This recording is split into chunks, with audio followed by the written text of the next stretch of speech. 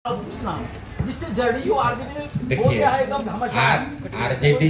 RJD के नेता विधायक किस भाषा में बात करते हैं, क्या कहते हैं, उसका कोई महत्व नहीं है। ये लोग जिस तरह की राजनीति करते हैं, जो जितना बड़ा लंपट है, जो जितना बड़ा बेवकूफ है, जो जितना बड़ा अज्ञानी है, वही वहाँ पर उतना बड़ा लीडर है। क्वेश्चन है, क्या प्रशांत किशोर का पदयात्रा क्या आने वाले चुनाव में 24 का चुनाव क्या समाज को सुधार पाएगी, जो जिस दिशा में समाज जा रही है? हम समाज के साथ काम करने आए। हम इतना आपको दावा कर सकते हैं कि आने वाले कुछ वर्षों में समाज की मदद से बिहार में नई व्यवस्था बनाकर आपको दिखाएंगे। कोई इसमें किंतु परंतु मत रखिए। 2 बरस लगे कि 3 बरस लगे, लेकिन ये पूरा अभियान सिर्फ एक चुनाव लड़ने का अभियान नहीं है। बिहार में घर घर जाकर लोगों को समझाएंगे, जगाएंगे और उन्हीं की मदद से वो व्यवस्था खड़ी करेंगे। ये तीनों दलों को जो मुफ्तखोरी करके इन्होंने जनता से वोट लिया, उनका शोषण किया, बिहार को सबसे गरीब और बदहाल बनाया, इन सब को सूद समेत यहाँ पर बोरिया बिस्तर से समेटा जाएगा। इनका अलग अलग जातीय चेतना से समाज में बिखराव होगा या मजबूती आएगी? देखिए, जाति समाज की सच्चाई है, उससे आप मुंह नहीं मोड़ सकते। और ऐसा नहीं है कि इस जाति सिर्फ बिहार में है। एक चीज़ आप लोग का जो भ्रम है, या लोगों को ऐसा दिमाग में बैठा दिया गया है कि जाति सिर्फ बिहार में ही है या बिहार के पिछड़ापन की वजह जाति है। हमने देश भर में राजनीति से जुड़कर काम किया है। कोई ऐसा राज्य नहीं है देश में जहां जाति की प्रमुखता राजनीति में न हो। और सिर्फ जाति की ही क्यों, समाज की जो भी सच्चाई है, समाज के जो भी महत्वपूर्ण विषय हैं, वो राजनीति में भी विषय रहेगा। क्योंकि राजनीति जो है वो तो समाज का ही एक आईना है।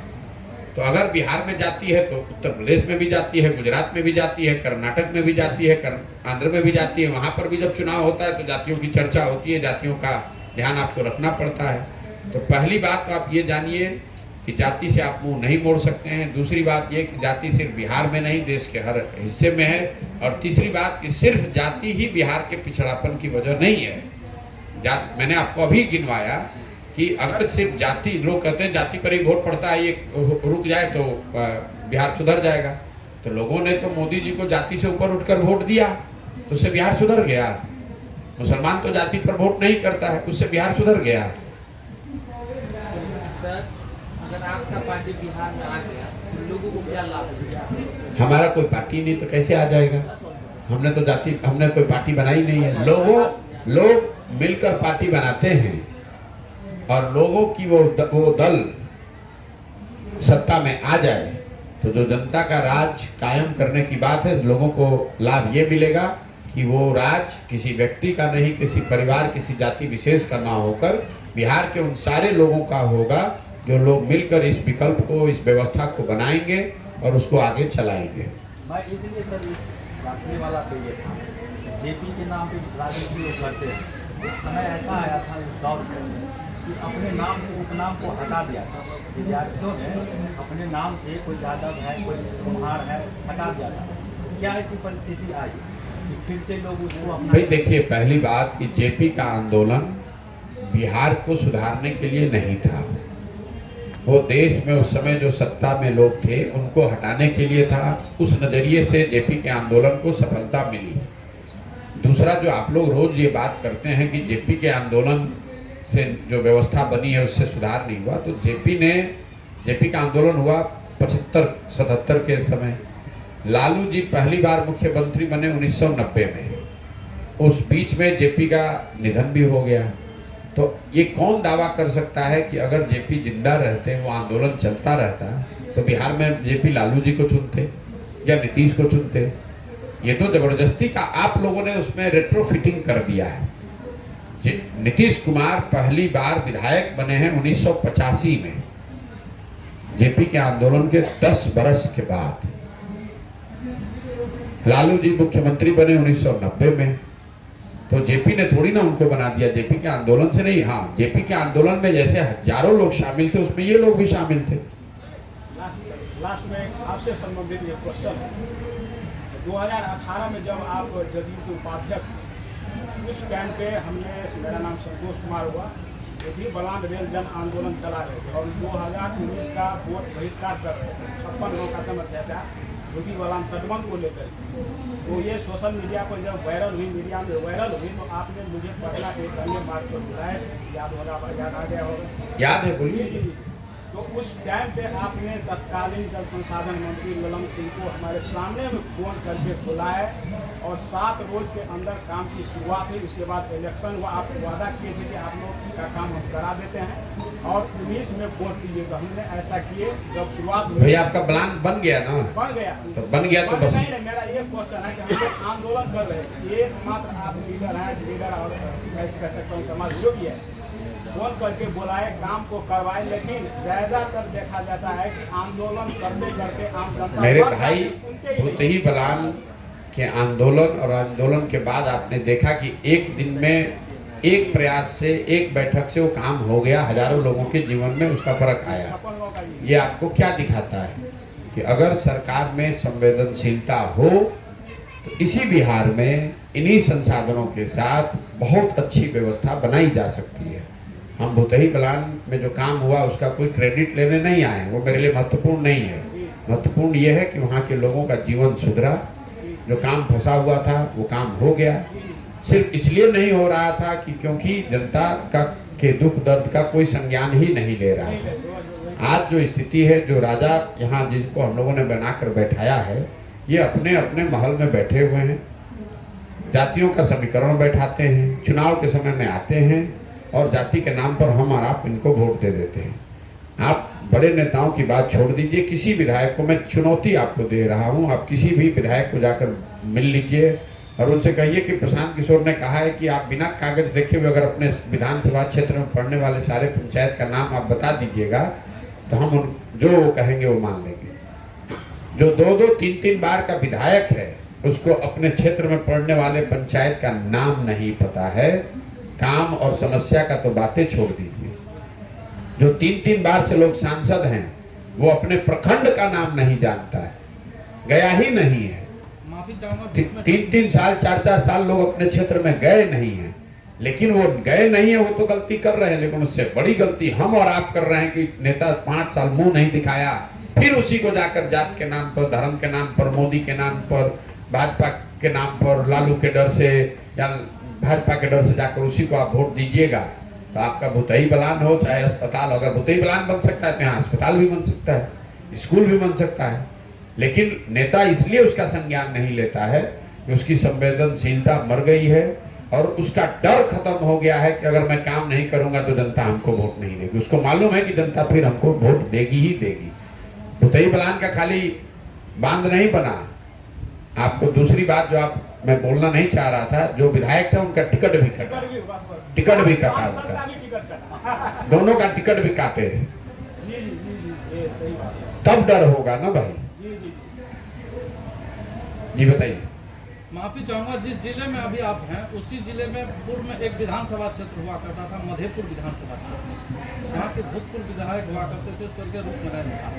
अभी आपने कहा कि एक विधायक बिना पन्ना देखे हुए नाम नहीं बता सकता पंचायत। वो ऐसे विधायक थे अपने विधानसभा क्षेत्र में प्रत्येक गांव में प्रत्येक आदमी का नाम जानता।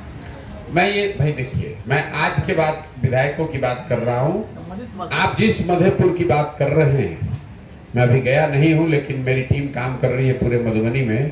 तो मधुबनी के जो 3-4 सबसे पिछड़े हुए प्रखंड हैं उसमें बिस्फी, मधेपुर, हरलाखी और एक और अभी ये लोकही, ये सब लोकही, हरलाखी नहीं, लोकही, मधेपुर और बिस्फी यहाँ का सबसे पिछड़ा हुआ प्रखंड है।